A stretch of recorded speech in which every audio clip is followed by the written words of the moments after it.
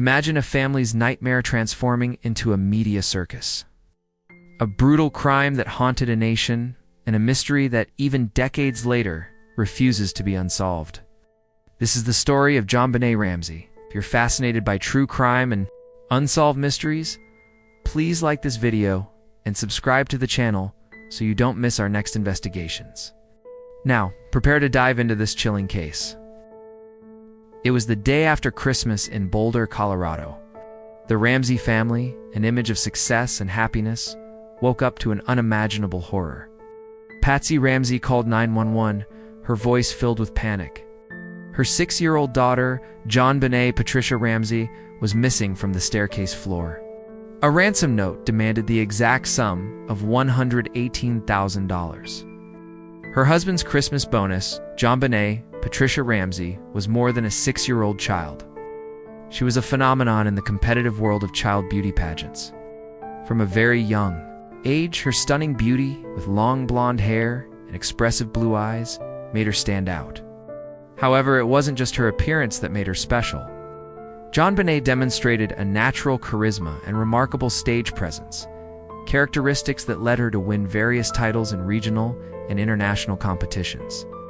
Her talent for dancing, singing, and modeling transformed her into a mini-celebrity. On the circuit, photos of JonBenét, with her crowns, elaborate costumes, and perfectly trained smiles were common in specialized publications. This life full of sparkle and glamour for such a young child was driven by her parents, Patsy and John Ramsey, who invested time and resources to help her shine at these events. This early exposure, ironically and tragically, would exponentially amplify the intensity of the public's gaze on her life, and later, on her death. JonBenét already lived under the spotlight, and this pre-existing stage would ensure that when tragedy struck, the whole world would be watching, dissecting every detail of her short life and the mystery that would engulf her. Hours of anguish followed. The police arrived, but a questionable initial investigation was already beginning to shape the future of the case. In the late afternoon, John Ramsey, instructed by a detective to search for his daughter, made the discovery that would curdle everyone's blood. In the basement of their own home, in a small wine cellar, he found JonBenét's body. What investigators found was shocking. JonBenét was not just dead, she had been brutally murdered. The autopsy revealed a skull fracture caused by a strong blow to the head and strangulation with an improvised garrote, made from a piece of rope, and the handle of a paintbrush that belonged to Patsy. There was also evidence of sexual assault. The crime scene inside the residence, along with the ransom note, raised complex and disturbing questions. The ransom note became one of the central pieces of the puzzle, written on 3 pages from a family notepad, with handwriting that some compared to Patsy Ramsey's. It contained unusual phrases and asked for the exact amount of John's bonus from a supposed terrorist group behind the kidnapping. The idea of small 4 infections sounded forced. Why would a kidnapper write such a long note on the victim's paper, inside the victim's house, and in such a peculiar tone? The doubts were immense. The nature of the crime and inconsistencies at the scene led the police and public opinion to focus on the Ramseys themselves. Patsy and John refused to give a formal interview to the police for weeks, acting on the advice of their lawyers, which further fueled suspicions. The absence of signs of forced entry into the house and the staged nature of the crime scene pointed to the possibility that the crime had been committed by an insider. Details like the partially eaten pineapple in JonBenét's stomach, which Patsy claimed she hadn't given her, and the lack of coherence in the family's stories only deepened the mystery.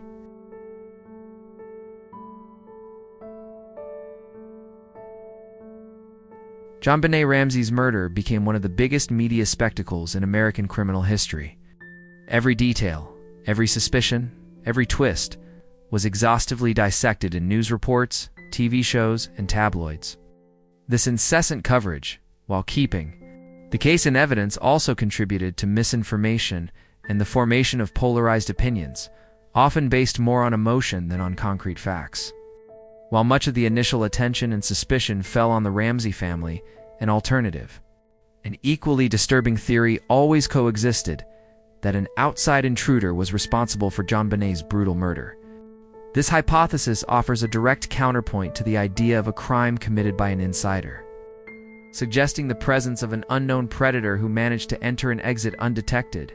Proponents of the intruder, your theory point to some evidence that seems to corroborate this view.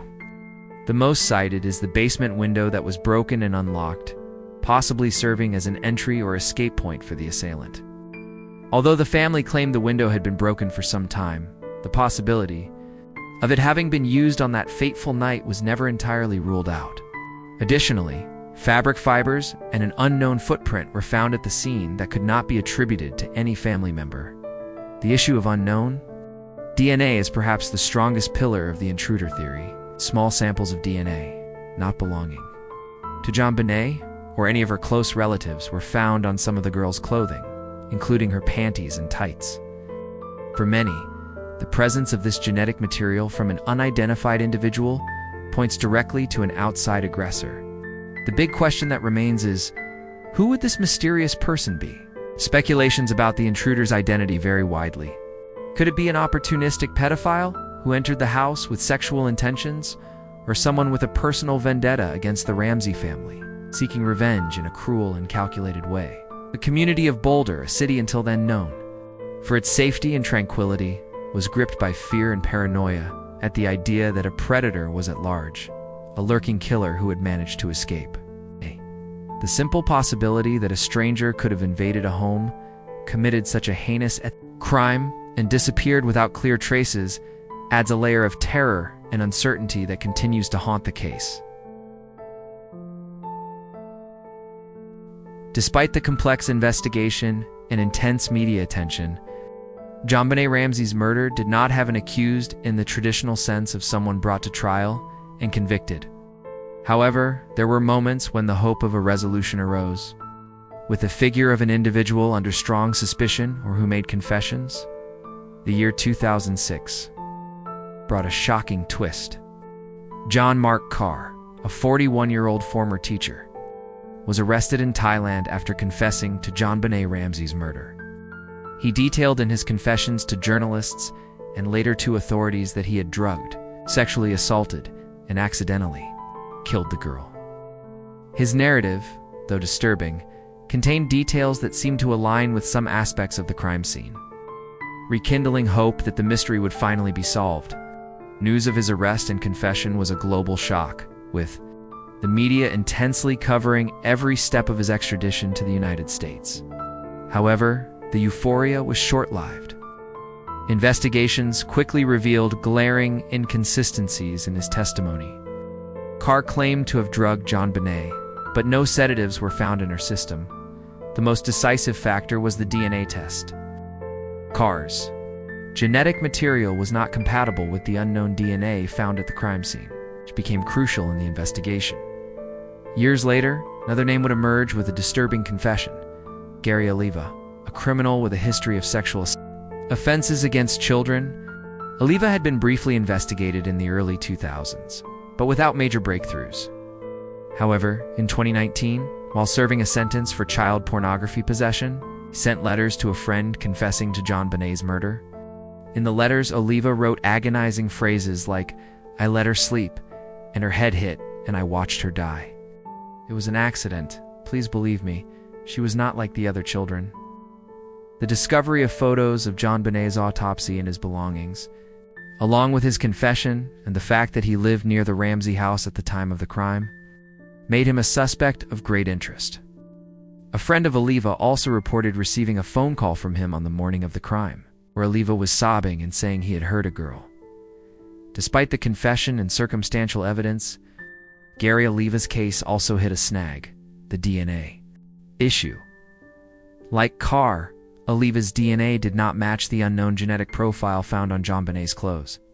Although the police continued to consider him a person of interest due to his confession and history, the lack of a DNA link prevents him from being formally charged with JonBenét Ramsey's murder. It is important to note that, to this day, the Ramsey family, John Patsy, who passed away in 2006, and their son Burke was formally exonerated by the prosecution in 2008, based on DNA evidence that excluded the family from involvement in the murder. John Mark Carr was dismissed as a suspect and released, making his confession a painful false alarm and a notorious example of a false confession in high-profile cases. Almost 3 decades have passed since that fateful morning. JonBenét's parents, Patsy and John, were never formally charged and were exonerated by DNA in 2008. However, the case remains open.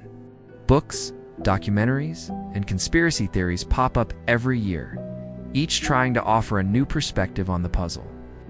Boulder police have reopened and re-examined evidence multiple times. But the mystery persists, and JonBenét Ramsey, the little beauty queen, remains a tragic symbol of a crime without answers. Her story is a grim reminder of how the truth can hide in the shadow of the unknown, leaving behind only questions. Who killed JonBenét Ramsey? And will we ever have the definitive answer to this enigma that shocked America and the world? What do you think happened in the JonBenét Ramsey case? Leave your theory in the comments below. If you liked the video, share it with your friends and activate the bell to be notified about our next true crime content. See you in the next investigation.